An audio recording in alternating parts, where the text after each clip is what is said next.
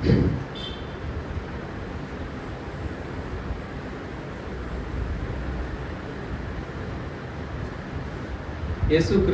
సొంత రక్షకునిగా అంగీకరించిన తరువాత సాధారణంగా విశ్వాసులకు ఉండే ఒక ఆశ ఏంటంటే, దేవా నీకు సమీపంగా నేను రావాలి, నేను నీకు దగ్గరగా అవ్వాలి. అది సాధారణంగా తిరిగి జన్మించిన ఏ వ్యక్తి అయినా సరే ఆశపడతారు. ఏంటంటే నేను మోషేలాగా దేవునికి సమీపంగా బ్రతకాలి. దావీదు గురించి దేవుడు చెప్పినట్లుగా దేవుని హృదయ స్పందన నేనై ఉండాలని సాధారణంగా తిరిగి జన్మించిన క్రైస్తవుడు అనుకుంటారు. అలా అనుకోవడము చాలా చాలా మంచిది. అయితే అక్కడికి వెళ్ళే మార్గము అంటే దేవుని హృదయానికి దగ్గరగా వెళ్ళే మార్గము అంత సులువైనది కాదు. నేను చాలాసార్లు దేవుడిని అడిగాను, ప్రభా నేను అందరికన్నా నీకు దగ్గరగా రావాలి, భూమి మీద పుట్టిన మనుషులు అందరికంటే కూడా I want to be very close to you అని అన్నా. కానీ ఈ టాపిక్ నేను ధ్యానించినప్పుడు అర్థమైంది ఏంటంటే it is not easy thing. ఒక మిషనరీ ఈ మాట చెప్పారు ఏంటంటే, ఈ ప్రార్థన ఉంది కదా, ఇది దేవా నీకు సమీపంగా నేను రావాలి, నీ హృదయానుసారంగా నేను నడవాలి, ఇట్లాంటి ప్రార్థన అంట ద మోస్ట్ డేంజరస్ ప్రేయర్స్ అంటారు.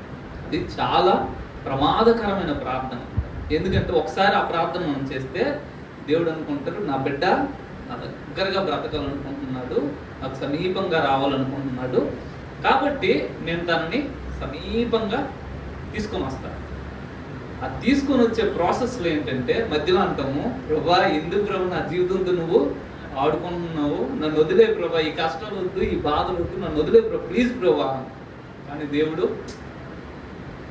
ఒకసారి మనం కమిట్ అయితే మరి ఎంతో ఏడ్చి ఇంకొద్దు నేను భరించలేను వదిలే ప్రభా అని అంటే తప్పితే, సాధారణంగా ఆ జీల్ మనకుంటే అంటే దేవునికి నేను సమీపంగా బ్రతకాలి అనే ఆశ మనకుంటే దేవుడు లాక్కొని వెళ్తాడు. ఇష్టం ఉన్నా ఇష్టం లేకపోయినా హి విల్ టేక్, బికాస్ మనం అది అడిగాం. తరువాత చాలా మందికి ఉన్న అభిప్రాయం ఏంటంటే, పెళ్ళిళ్ళు ఇప్పుడున్న జనరేషన్ పెళ్ళి అంటే ఇష్టపడట్లేదు. ఎందుకు ఇష్టపడట్లేదంటే ఇండివిజువాలిటీ పోతుంది.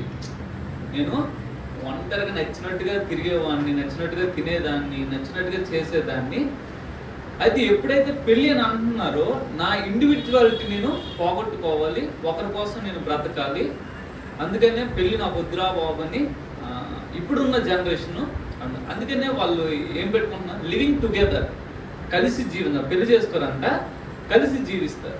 జీవించి ఏం చేస్తారంటే ఎక్కడైనా డిఫర్ అయ్యారనుకోండి, నీ దారిని చూసుకో, నా దారిని నేను చూసుకో. ఆమె ఇంకొక అబ్బాయిని లివింగ్ టుగెదర్లో పెడతారు, ఈ అబ్బాయి వెళ్ళి ఇంకొక అమ్మాయితో. So they don't want to be in the bondage of marriage. వివాహం అనే బంధంలో ఉండడానికి ఇష్టపడతా, అది బంధం అన్నారు కదా. So it is like bondage. దాన్ని ఈవెన్ యేసుప్రభు ఉన్నన్ని సేవకు వచ్చిన వాళ్ళు కూడా డిసడ్వాంటేజ్గా చూస్తున్నారు.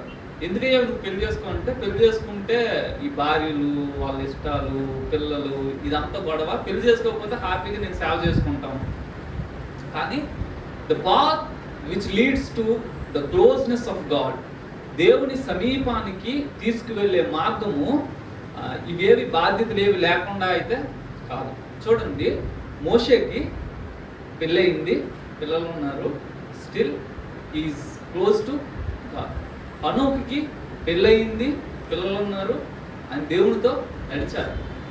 సో వివాహం అనేది క్రీస్తుతో నా నడకకి బంధకము కానే కాదు. దోస్ హు టెల్, ఎవరైతే నేను పెళ్లి చేసుకుని నుంచి భక్తిహీనుని అయిపోయిన నా భార్యను బట్టి, నా భర్తను బట్టి అని ఎవరైనా ఆ డైలాగ్ లేస్తున్నారంటే there is no real foundation. వాళ్ళకి సరైన పునాది లేదు.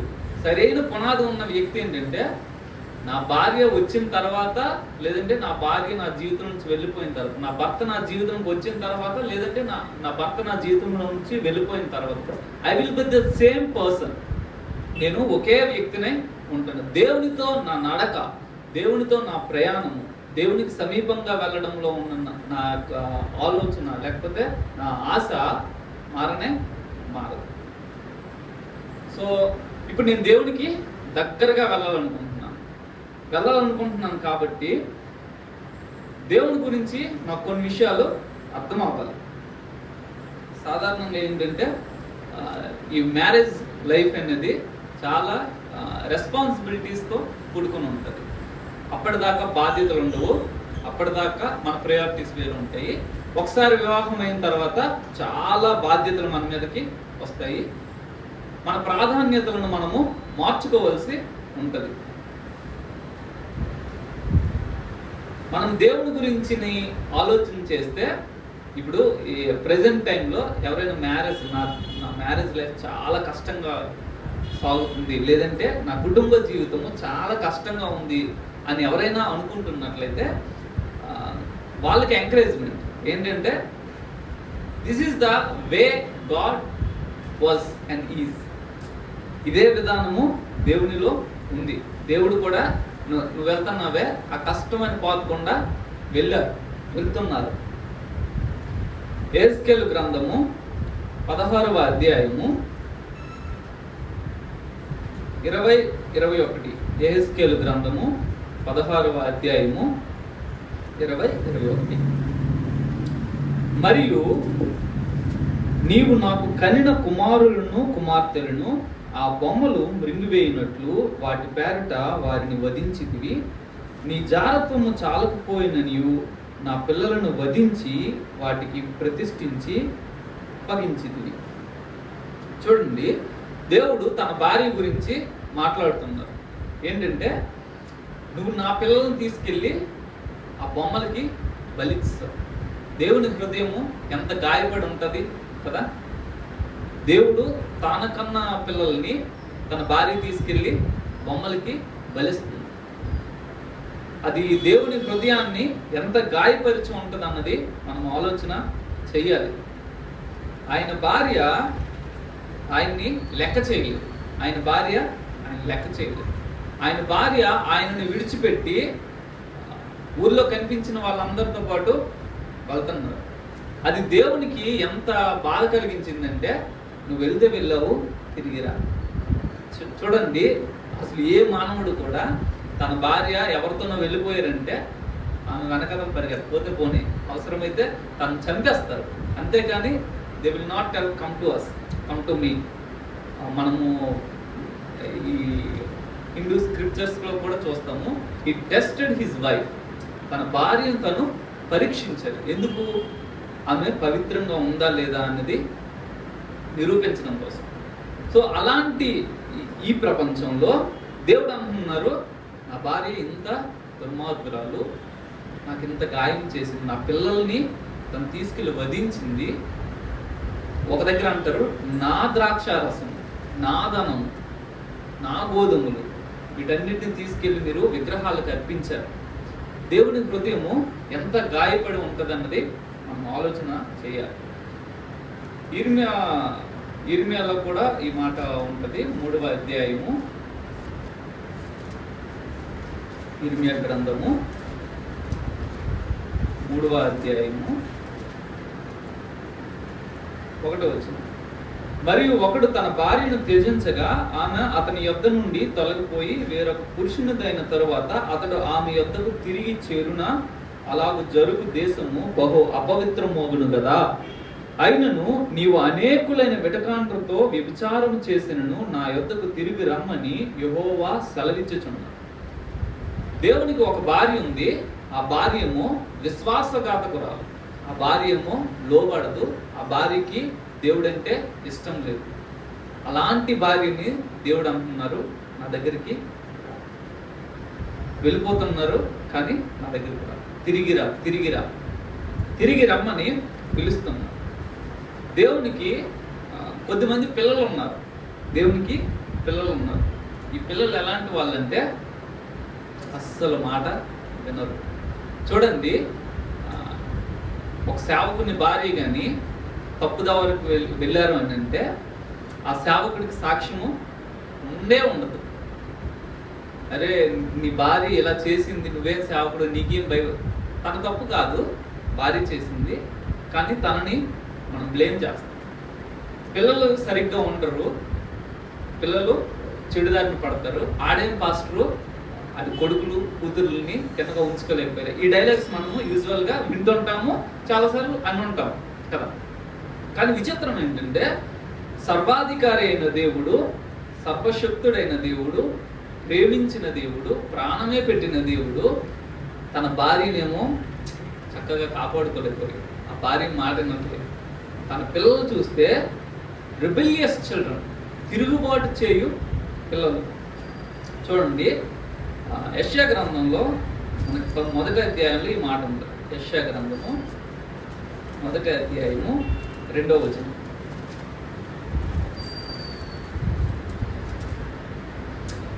యెహోవా మాట్లాడుచున్నాడు, ఆకాశమా ఆలకించము, భూమి చెవియొగ్గుము. నేను పిల్లలను పెంచి గొప్పవారినిగా చేసి తిని, వారు నా మీద తిరుగుబడి ఉన్నారు. దేవుడు తన బాధను ఎవరితో చెప్పుకోవాలో తెలియలేదు. చాలా బాధేస్తుంది. పిల్లల్ని నేను పెంచి గొప్పలుగా చేశాను, ఏం నా మాట వినట్లేదు, నా మీద తిరుగుబాటు చేస్తాను. నేనేం తప్పు చేశాను? దేవుని హృదయం ఎంత గాయపడి ఉంటుంది. మన పిల్లలు మన మాట వినకపోతే చాలా బాధ వేస్తుంది. అరే 10 సంవత్సరాలు వచ్చే, లేకపోతే 30 సంవత్సరాలు వచ్చే, ఇంకా నా చేత చెప్పించుకుంటావా? లేకపోతే మనం అప్పుడు చెప్పిన మాట అయినా వాడు వినకపోతే నిన్ను కన్నందుకు వాట్ ఈస్ యూస్, నాకేం ప్రయోజనము, నన్ను ఎంతగా షాప్ పెడుతున్నావు, ఇలాంటి డైలాగ్స్ మనము రాస్తాం. అయితే దేవుడి పిల్లలు ఎవరికన్నారు? దేవుడికి. ఎవరి పిల్లలు? దేవుని పిల్లలు. దేవుని పిల్లలు లోబడట్లేదంట. దేవుడి పాపం తన బాధని ఎవరికి చెప్పుకోవాలో తెలియక ప్రవక్త చెప్తున్నారు, ఆకాశాన్ని పిలువు, భూమి పిలువు, నేను మాట్లాడుతున్నాను. ఆకాశమా చూడు, నేను పిల్లలను కన్నాను, వాళ్ళని పెద్దోళ్ళని చేశాను, ఈరోజు వాళ్ళు పెద్దోళ్ళు అయినాక నేను పట్టించుకోవట్లేదు, వాళ్ళు నా మీద తిరుగుబాటు చేస్తున్నారు. తిరుగుబాటు చేసే పిల్లలు దేవుడికి ఉన్నారు. అది దేవుని హృదయాన్ని ఎంత గాయపరిచి ఉంటుంది అన్నది మనం ఒకసారి ఆలోచన చేయాలి.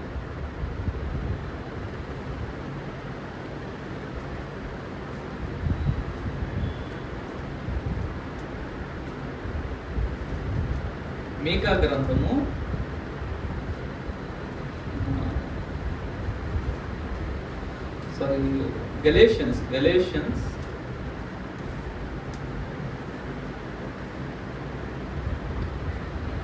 5:13 గలతీయులకు రాసిన పత్రిక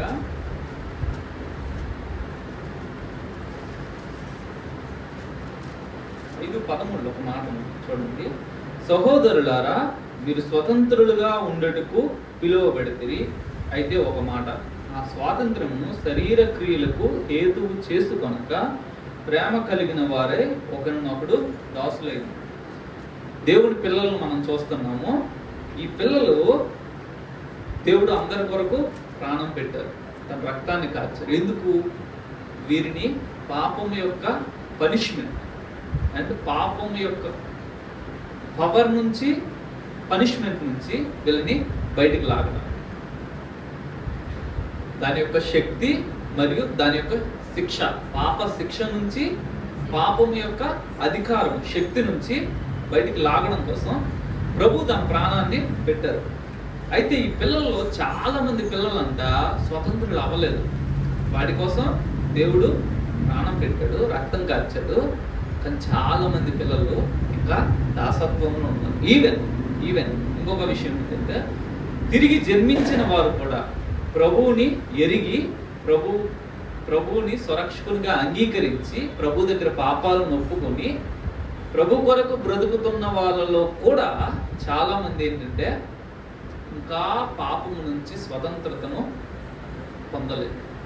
ఇన్ సర్టెన్ ఏరియాస్ వాళ్ళ జీవితంలో, వాళ్ళ వ్యక్తిగత పర్సనల్ జీవితంలో చాలా విషయాల్లో వాళ్ళు పాపానికి బందీలుగా ఉన్నారు. చూడండి, నా కళ్ళ ముందు నా బిడ్డడు 2 కాళ్ళు కట్టబడి ఇలా ఎగురుతూ వెళ్తున్నాడు అనుకుంది. అది నేను ఇప్పుదారా? అలా ఉండడము ఏ తండ్రి చూస్తూ?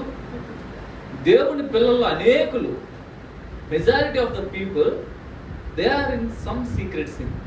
వాళ్ళు ఏదో ఒక రహస్య పాపంలో ఇరుక్కుపోయి ఆ రహస్య పాపం నుంచి బయటికి రావడానికి ప్రయత్నము చేయట్లేదు. వాళ్ళు కాంప్రమైజ్ చేసుకొని ఇలా అంటున్నారు ఏంటంటే, బ్రదర్ చాలా పాపాలు వదిలేసాను, ఇది ఒక్కటి మాత్రం ఉండిపోయింది, నా బలహీనత.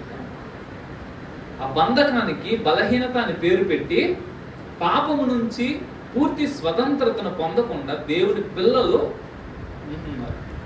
అది దేవునికి ఎంత దుఃఖకరం, అది మనము ఆలోచన చేయాలి. తరువాత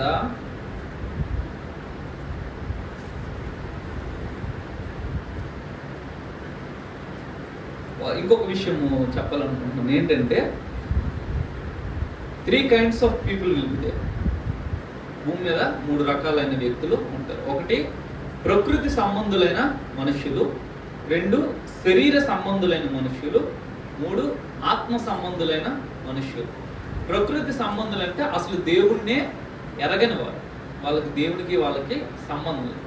శరీర సంబంధులు, ఆత్మ సంబంధులు తిరిగి జన్మించిన వారు. అయితే ఆత్మ సంబంధులు ఆత్మ విషయాల మీద మనసు ఉంచుతారు, ఆత్మానుసారంగా నడుచుకుంటారు. కాబట్టి దేర్ సమ్ డిఫరెంట్ కైండ్. శరీర సంబంధులు ఎవరైతే ఉన్నారో వీళ్ళు విచిత్రంగా ఏంటంటే, వీళ్ళలో ఒక భాగం తిరిగి జన్మించింది, ఆత్మ తిరిగి జన్మించింది. అయితే ఆ ఆత్మకి శరీర క్రియలను డామినేట్ చేసేంత శక్తి లేదు.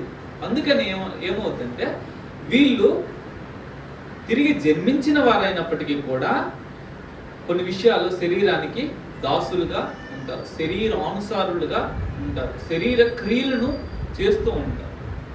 అయితే దేవుడు వీరి పట్ల వ్యవహరించే విధానం ఎలా ఉంటుందంటే, చూస్తాడు, కొన్ని సంవత్సరాలు చూస్తాడు, తను ఓవర్కమ్ చేస్తారా లేరా చూసి ఒక సర్టెన్ ఇయర్స్, మ్యాక్సిమం 5-10 years ఇలా చూస్తాడు. చూసి ఏం చేస్తాడంటే, దీనికి ఫుల్ స్టాప్ పెట్టాలి, లేకపోతే ఏమవుతుందంటే దీని ఇదే పాపాన్ని చేస్తూ నరకానికి పోతాడు. ఇప్పుడు శరీర క్రియలు స్పష్టమై ఉన్నవని గలతీ 5లో చెప్తూ ఇట్టి వాటిని చేయువారు దేవుడి రాజ్యమును స్వతంత్రించుకో. ఇప్పుడు ఈ శరీర సంబంధి అయిన విశ్వాసి శరీర క్రియలను చేస్తూ ఉన్నట్లయితే ఎక్కడికి వెళ్తాడు? నరకానికి వెళ్ళిపోతాడు. సో దేవుడు ఏం చేస్తాడంటే, ఈ వ్యక్తిని ఎలాగైనా రక్షించాలి, అందుకని ఏం చేస్తారు, తనకు ఒకసారి రిపెంటెన్స్ ఇస్తాడు. ఈరోజు స్టీఫెన్ చేసిన తప్పులన్నింటికి స్టీఫెన్ రిపెంట్ అవుతాడు.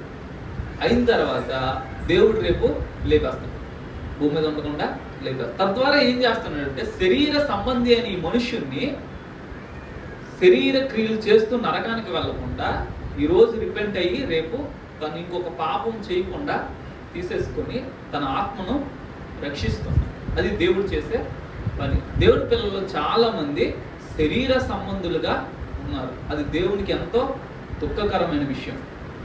తరువాత ఆదికాండము 5వ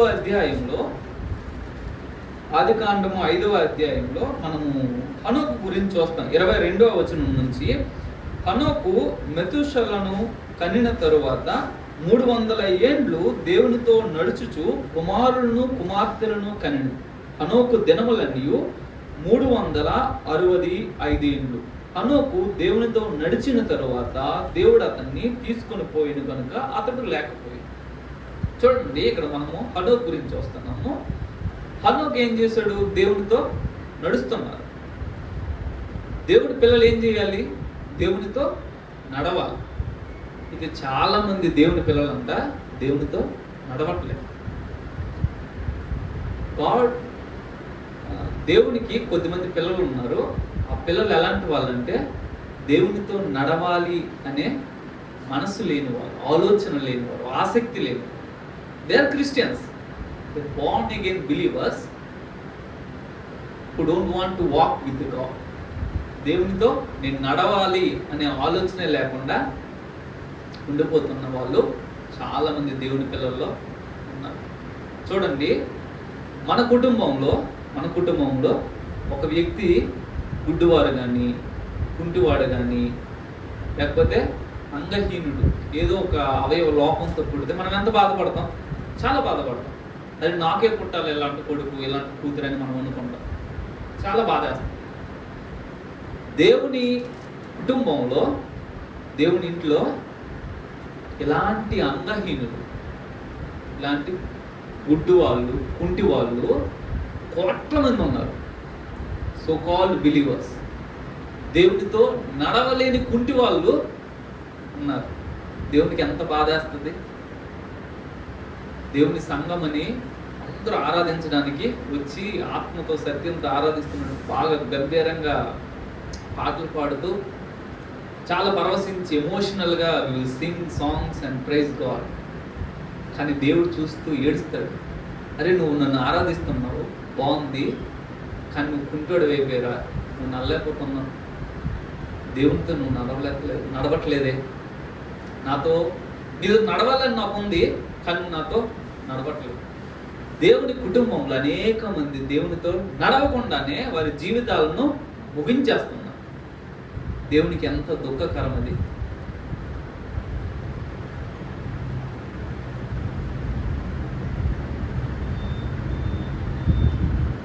యోహాను పత్రిక, యోహాను సువార్త 9వ అధ్యాయంలో ఒక మాట మనం చూస్తాము.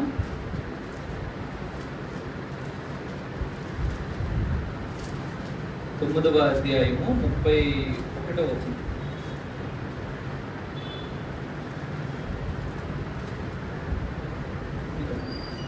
సారీ 8:31.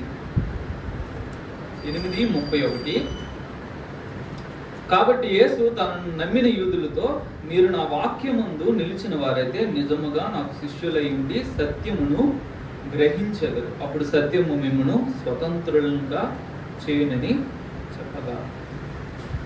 యేసు ప్రభువు అంటున్నారు, మీరు నా వాక్యమందు నిలిచి ఉన్నట్లయితే మీరు సత్యాన్ని గ్రహిస్తారు, సత్యం మిమ్మల్ని స్వతంత్రులుగా చేస్తారు.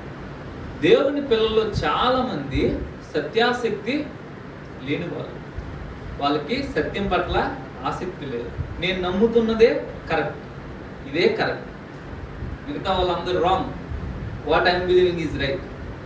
కానీ అసలు సత్యం ఏంటి, సత్యం కొరకైన తృష్ణ, సత్యం కొరకైన అన్వేషణ దేవుని పిల్లలు అనేకులకి లేదు. కాబట్టి సత్యం మిమ్మల్ని స్వతంత్రులుగా చేస్తుంది అని అంటే, ఒకవేళ సత్యం గురించిన అన్వేషణ నేను చేయకపోతే, సత్యాన్ని నేను తెలుసుకోకపోతే, దానికి వ్యతిరేక అర్థం ఏంటి? నేను ఇంకా బాండేజ్లోనే ఉంటాను.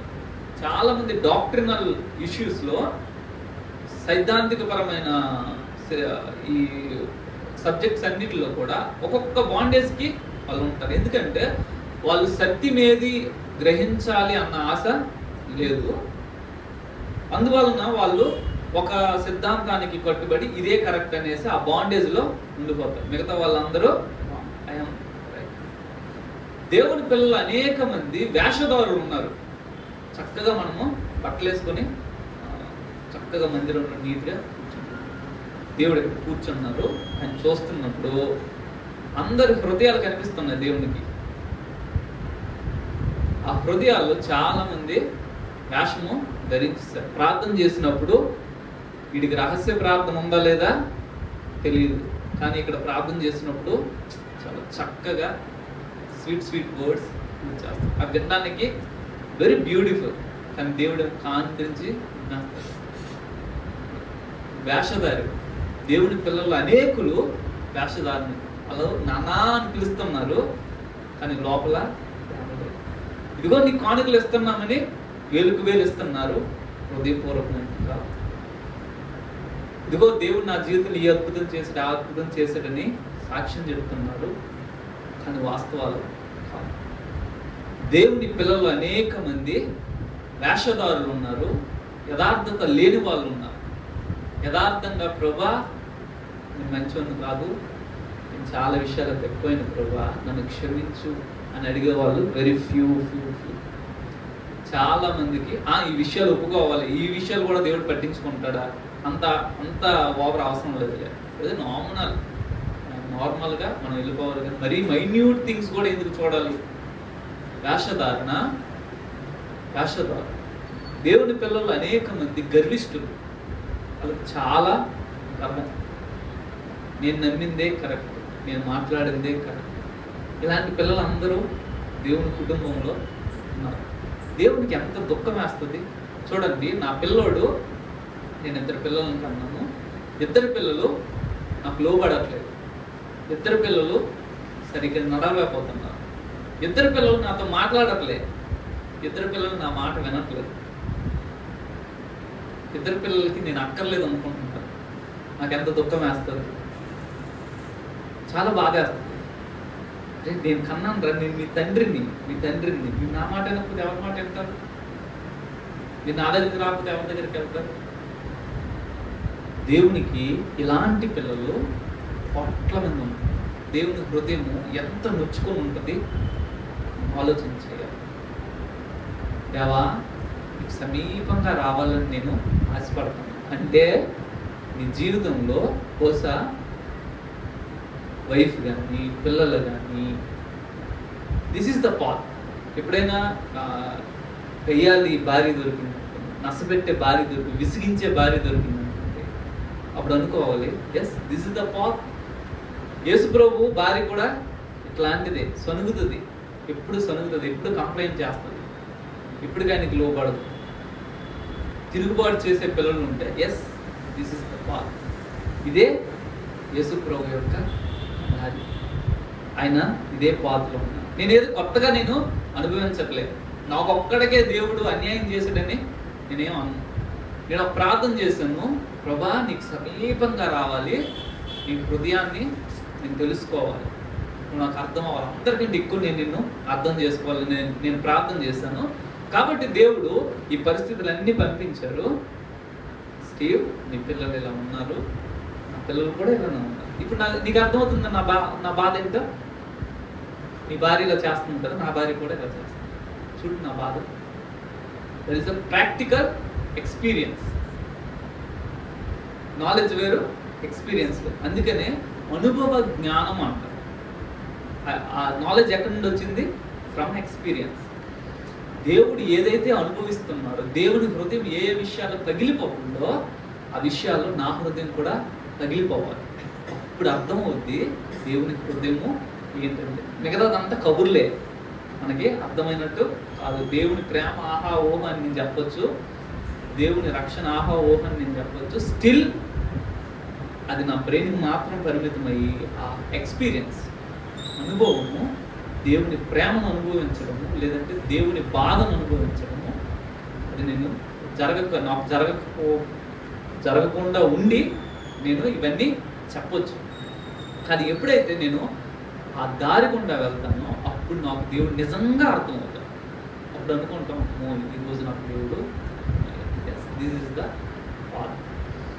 తరువాత దేవుని పిల్లల్లో కొందరు మరుగుజ్జులు ఉన్నారు. ఎవరిలో? మరుగుజ్జులు. దేవుని పిల్లల్లో చాలా మంది, అయ్యా ప్రభువుని నమ్ముకొని ఎన్ని సంవత్సరాలు అవుతుంది? 10, 15, 20, 30, 50, 60 ప్రభువుని నమ్ముకొని ఇన్ని సంవత్సరాలు. మరి దేవుని గురించిన జ్ఞానంలో ఎంత ఎదుగో వదిలే. ఇప్పుడు నువ్వు ఎక్కడ ఉండాల్సిన వాడివి? ఎక్కడ ఉన్నావు?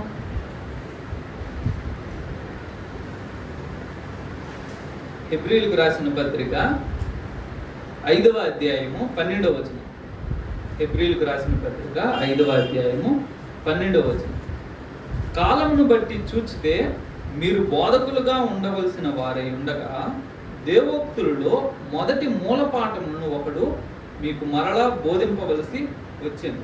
మీరు పాలు త్రాగవలసిన వారే కానీ బలమైన ఆహారము తినగలవారు కారు. దేవుడి కుటుంబంలో కొద్దిమంది పిల్లలు ఉన్నారంట. ఈ పిల్లలు ఎలాంటి వాళ్ళంటే, పుట్టి 20 సంవత్సరాలు అవుతుంది, ఇప్పటికీ రోజు పాలు తాగుతారు. పాలు తాగితే కానీ మనకి ఉంటారు, పాలు ఒక్కడే తాగుతారు. ఇంకా పసిపిల్లలుగా ఉన్నారు. 20 సంవత్సరాలు. ఎందుకు బిడ్డ పుట్టి 2 ఇయర్స్ అసలు 2 ఇయర్స్ కూడా ఉండదు. 2 ఇయర్స్ తాగితే అరే ఇంకా పాలు తాగుతారు ఏంటి, మాన్పించండి అంటారు. దేవుని పిల్లలు చాలా మంది 20 సంవత్సరాలు 30 సంవత్సరాలు ఉన్నా సరే ఎదగట్లేదు. దేవుడికి అర్థం కావట్లేదు. అరే నేను మంచి భోజనం పెడతానే, వీళ్ళు ఎందుకు ఎదగట్లేదు? నాలో ఏం తప్పు ఉంది? దేవుని పిల్లలు చాలా మంది దేవుని గురించిన జ్ఞాన విషయంలో ఎటువంటి ఎదుగుదల లేదు. మరుగుజ్జులుగా ఉండిపోయారు, పసిపిల్లలుగా ఉండిపోయారు. వాళ్ళకి గట్టి ఆహారం పెడదామని అంటే జీర్ణించు. అందుకని చూడండి, చాలా మంది preachers, TV preachers we can see పైన టచ్ చేస్తారు. స్వస్థతలు, అద్భుతాలు, లేకపోతే ఆశీర్వదిస్తాడు. Yes, those are all correct, అవన్నీ సత్యం. కానీ బోధ అది మాత్రమే. చాలా మంది ఏమనుకుంటారంటే యేసు ప్రభువు చనిపోయింది కేవలం రక్షించడానికి అనుకుంటారు.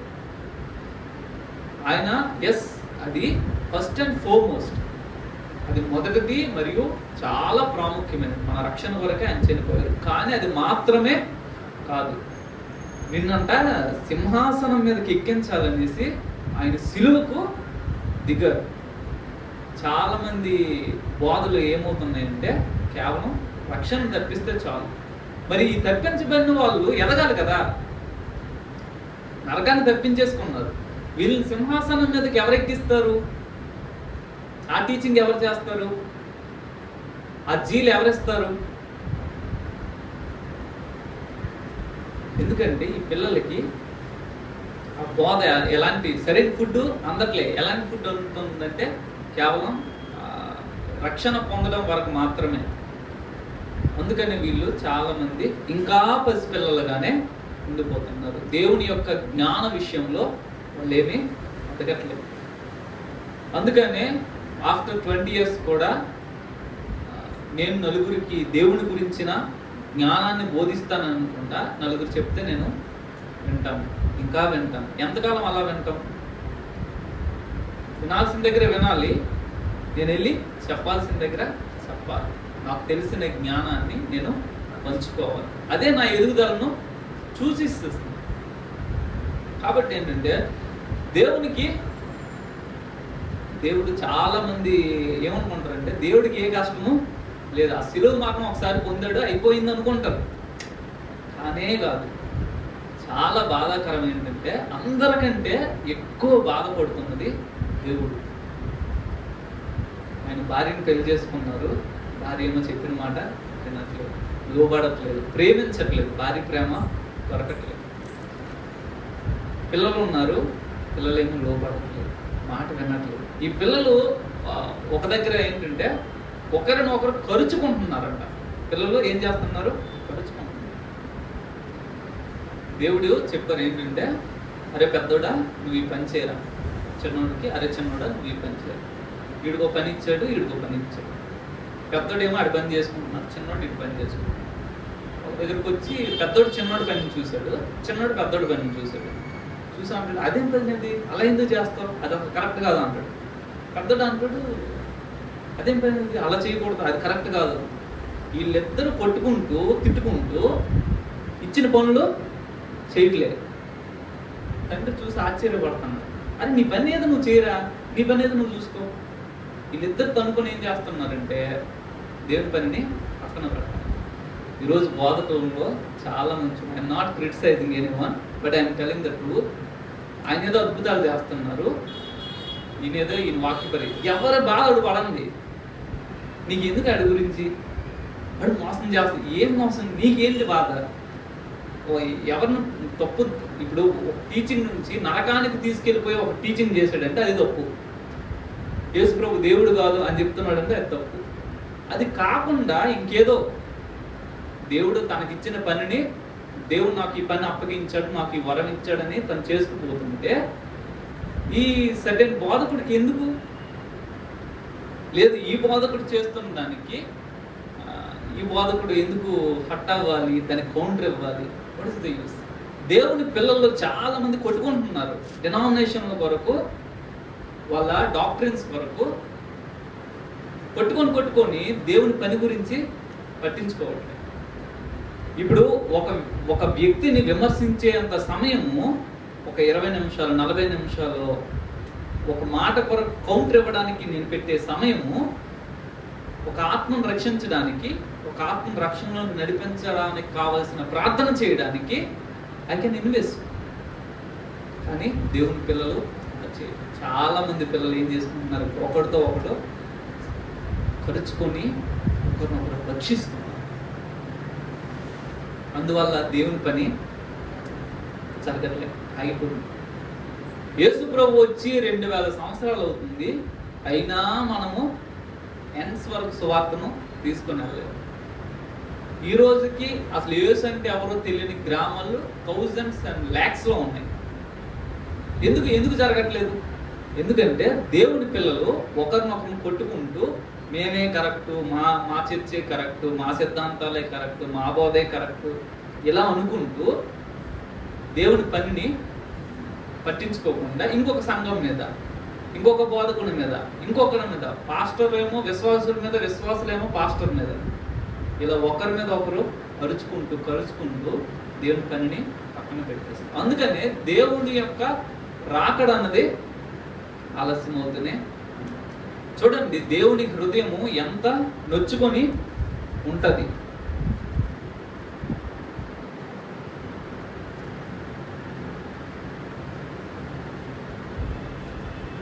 మీకా గ్రంథము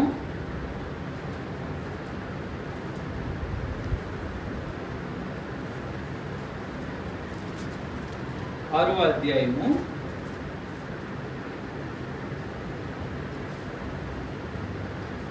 3వ వచనం. నా జనులారా, నేను మీకు ఏమి చేసి తిని మిమ్మల్ని ఎలాగూ ఆయాసపరిచితిని అది నాతో చెప్పండి. నా పిల్లలారా, నేనేం చేశాను, నా తప్పేంటి చెప్పండి. దేవుని బాధ ఏంటంటే చాలా మంది పేరెంట్స్ అంటారు కదా, నేను మంచి ఎడ్యుకేషన్ ఇచ్చాను, నాకు చెయ్యగలిగినంత కూడా చేశాను, అయినా తప్పుదోవకి వెళ్ళిపోవడానికి నేనేం కాదు, నేనేం తప్పు చేశాను, నా పిల్లలు ఇలా అయిపోయారు అని అంటారు కదా. The same thing happen to God. నేనేం తప్పు చేశాను, నేను అన్నీ నీకు ఇచ్చాను కదా. ప్రతి ఆదివారం నీకు వాక్యాహారం ఇచ్చాను, సేవకుల ద్వారా నేను నీతో మాట్లాడాను, నువ్వు కృంగి ఉన్నప్పుడు నేను ఎంకరేజ్ చేశాను, నీకు ఈ దీవెన కావాలి, ఆ నీడు ఉంది, ఇది ఉంది, అది ఉందంటే అన్ని విషయాల్లో నేను నీకు సహాయం చేశాను కదా. నువ్వు ఎందుకు ఇలా అయిపోయావు? నేనేం తప్పు చేశాను చెప్పు. దేవుని హృదయము ఎంత నొచ్చుకొని ఉండి ఉంటుందో ఆలోచన చెయ్యాలి. దేవుని పిల్లలు చాలా మంది అన్యాయస్తులు ఉన్నారు. అన్యాయస్తులు దేవుని రాజ్యానికి వెళ్ళరు, కానీ చాలా మంది అన్యాయస్తులు ఉన్నారు. ఎంత అన్యాయస్తులు అంటే, సర్టెన్ పాస్టర్ గురించి లేదా సర్టెన్ బిలీవర్ గురించి ఈ వ్యక్తికి ఏమి తెలియదు, ఇంకో వ్యక్తి వచ్చి చెప్తున్నాడు, ఏదో చెప్పేటప్పటికి ఆ సర్టెన్ పాస్టర్ నేను తృణీకరించడము స్టార్ట్ చేస్తాను, ద్వేషించడము మొదలు పెడతాను, ఆయన మీద నాకు ఏమాత్రం గౌరవము ఉండదు. I don't know the truth. నాకు నిజంగా సత్యము తెలియదు, వాస్తవం ఏంటనేది నాకు తెలియదు, కానీ నేను ఇది విన్నాను కాబట్టి ఇదే సత్యం అయితే, ఇది సత్యమో కాదో ఐ డోంట్ నో, బట్ నేనేం నమ్ముతున్నాను, ఇదే సత్యం అని నమ్ముతున్నాను. నమ్మి ఆ వ్యక్తిని నేను ద్వేషిస్తాను. దేవుడు న్యాయవంతుడు కదా, ఆయన మనం చూసినప్పుడు మన ఆలోచనలను స్పష్టంగా చూస్తాడు. ఏ వ్యక్తి మీద అయినా సరే అన్యాయపు ఆలోచనలు మనకుంటే, అన్యాయంగా ఒక వ్యక్తిని ద్వేషిస్తే దానికి దేవుడు ఎక్కడుగుతాడు. ఇప్పుడు నరేంద్ర మోడీ గారు ఉన్నారు, ఆయన్ని మనం ద్వేషించడానికి సరైన రీజను చూపించగలగాలి. దేవుని ముందు న్యాయమైన కారణాన్ని చూపించి మనము ద్వేషించాలి. దేవా, నిన్ను ద్వేషించే వాళ్ళందరినీ నేను ద్వేషిస్తాను. న్యాయమైన కారణం ఏంటంటే, నీ వాక్యం అంటుంది, నీ వాక్యంలో నీ భక్తుడు అంటున్నాడు, నీకు ఎవరైతే విరోధులో వాళ్ళు నాకు విరోధులు. కాబట్టి నా దేవుడిని ఎవడైనా ద్వేషిస్తే నేను వాళ్ళని ద్వేషిస్తాను. అంతేగాని నా దేవుడిని ఒకడు ప్రేమిస్తే ఆ వ్యక్తిని నేను ద్వేషించకూడదు. నేను అలా ద్వేషిస్తున్నానంటే నేను అన్యాయస్తులు. ఇలా అన్యాయస్తులైన పిల్లలు దేవునికి పోకూడదు. దేవుని కుటుంబంలో కుంటి వాళ్ళు ఉన్నారు, దేవుని కుటుంబంలో గుడ్డి వాళ్ళు ఉన్నారు, సత్యాన్ని చూడని వాళ్ళు. దేవుని కుటుంబంలో పిల్లలు బంధకాలలో ఉన్నారు, విడుదల స్వతంత్రత చూడని వాళ్ళు. దేవుని కుటుంబంలో పిల్లలు దేవునితో మాట్లాడట్లేదు. చాలా మంది బిలీవర్స్కి అసలు ప్రేయర్ టైమే ఉండదు. They will never speak. ఏదో ఉదయాన్న ఆమెను అంటారు, నైట్ దేవునితో మాట్లాడు. దేవుని స్వరాన్ని వినట్లేదు. చాలా మంది పిల్లలు చెవిటోళ్ళు అయిపోయారు. ఒకసారి ఆలోచన చేద్దాము, ఆ పిల్లల్లో నేనేమో ఉన్నానా? దేవుడు ఒకవేళ నేను అక్కడ ఉంటే, ఆ పిల్లల్లో ఒక పిల్లోడుగా నేను ఉంటే, దేవుడు నన్ను బట్టి దుఃఖిస్తున్నాడు. దేవా, నీ హృదయము అంత గాయపడింది, ఇంతమంది పిల్లల్ని నువ్వు నీ ఇంట్లో ఉంచుకొని ఎలా ఆదివారం వచ్చి ఆరాధనలో మా స్తుతులందుకో యేసయ్య అంటే వచ్చి నువ్వు పరవశిస్తావు? నీ గుండెల్లో ఎంత వేదన ఉంది. దేవా, నీ హృదయం నాకు చెప్పవా అంటే ఈ విషయాలన్నీ మనకి కనిపిస్తాయి. దేవుడి హృదయం పగిలిపోయింది. దేవుడు తన బాధను ఎవరికి చెప్పుకోవాలో తెలియట్లేదు. ఇప్పుడు నా కష్టం వచ్చింది అనుకోండి, యేసయ్యా అనుకుని వెళ్తాను, లేదంటే నా బంధువుల దగ్గరికి, నా తల్లిదండ్రుల దగ్గరికి వెళ్తాను. మరి దేవుడు ఎవరి దగ్గరికి వెళ్తాడు? దేవుడికి అన్యాయం జరుగుతుంది, ఎక్కడికి వెళ్ళి న్యాయం తీర్చమంటాడు? దేవుని హృదయము పగిలిపోయి, అలాంటి ఒకడు దేవుని హృదయాన్ని బద్దలు కొడుతుంది. దేవా, నేను నీకు ఇష్టంగా ఉండాలి అంటే దేవుడు అంటారు, ఇది నేను వెళ్తున్న మార్గము, నువ్వు రావడానికి ఇష్టపడితే నీ పిల్లలు ఇలా అవ్వచ్చు, నీ భార్య ఇలా ఉండొచ్చు, నువ్వు ఇలా తృణీకరింపబడచ్చు, నువ్వు ఇలా ద్వేషింపబడచ్చు, నువ్వు మరిచిపోబడచ్చు. చాలామంది పిల్లలు పెద్దలు అయిన తర్వాత తల్లిదండ్రుల్ని వదిలేసి US, UK, abroad, where is your son అంటే అబ్రాడ్, వెరీ రిచ్, మంచి అర్నింగ్. బట్ పేరెంట్స్ ఎక్కడంటే they are in India. What they are doing in old age home? Who is taking care of that? అలాంటి పిల్లలు దేవునికి కోట్లలో ఉన్నారు. రేపు పొద్దున్న నేను ఈ పరిస్థితులన్నింటి గుండా వెళ్ళాల్సి వస్తే నాకు ఇదేది కొత్త కాదు. నా దేవుడు ఇదే మార్గం గుండా వెళ్ళాడు, నేను కూడా మార్గం గుండా వెళ్తాను. దేవుని కుటుంబము ఇంత గందరగోళంగా ఉంది. దేవుడికి మంచి సాక్ష్యం లేదు. దేవునికి మంచి సాక్ష్యం అంటే ఇన్ హ్యూమన్ టర్మ్స్, సేవకుడు భార్య, సేవకుడు పిల్లలు ఎలా ఉన్నారనుకుంటుంది, ఆ సేవకుడిని ఎవరైనా వాక్యాన్ని పిలుస్తారా? ఎలా? అది దేవుని యొక్క హృదయము, దేవుని యొక్క పరిస్థితి. అయితే నా ప్రార్థన, మన ప్రార్థన ఏమై ఉండాలంటే, దేవా, I will be the one, నిన్ను సంతోష పెట్టే ఒక పిల్లోడులాగా, నీకు లోబడే పిల్లోడులాగా, నీ ముఖంలో నవ్వును చూసే ఒక పిల్లోడులాగా. I want to be the one person. I will Jesus. మీరు నాకు సహాయం చేయండి యేసయ్యా, నేను అలాంటి ఒక వ్యక్తినై ఉండాలి అని మన ప్రార్థన. అదే మన ప్రార్థనే ఉండాలి. ఒక నిమిషం మనం ప్రార్థన చేద్దాం.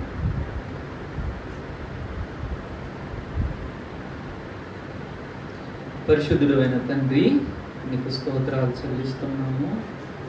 దేవా, నువ్వెంత గొప్ప దేవుడు ప్రభా. మాలాంటి నీచులను, దౌర్భాగ్యము ప్రభా, నువ్వు మీ భార్యగా, మీ పిల్లలుగా చేసుకొని అయినా మీరు మమ్మల్ని ప్రేమిస్తున్నారు. మీకు స్తోత్రాలు, మీకు వందనస్తులము తండ్రి. మీ సన్నిధిలో ప్రార్థన చేస్తున్నాం, మాకు సహాయం చేయండి దేవా. నీ హృదయం ఎంత గాయపడుతుంది, ఎంతమంది పిల్లలను బట్టి ప్రభా. నేను ఒక్కనైనా సరే ప్రభా నీకు ఇష్టంగా ఉండాలి, నేను ఒక్కనైనా నీ ముఖంలో సంతోషాన్ని చూడాలి, నేను ఒక్కనైనా నీకు ఆనందం కలుగు చేయాలి. నాకు సహాయం చేయండి యేసయ్యా. దేవా, మీరు కృప చూపించండి. ఈ వాక్యము ఏదో చెప్పాము విన్నామని కాదు దేవా, మా హృదయాలను మండించండి ప్రభా. నాకు సహాయం చేయండి. నా దేవుని హృదయ వేదనను నేను పంచుకోవడానికి, నా దేవుని హృదయ వేదనను నేను అనుభవించడానికి నాకు చూపించండి. ఈ వాక్యం మా హృదయాల్లో నిత్యము ఉంచమని, మా జీవితాల్లో ఫలించు యేసు నామములో ప్రార్థన చేస్తున్నాం తండ్రి.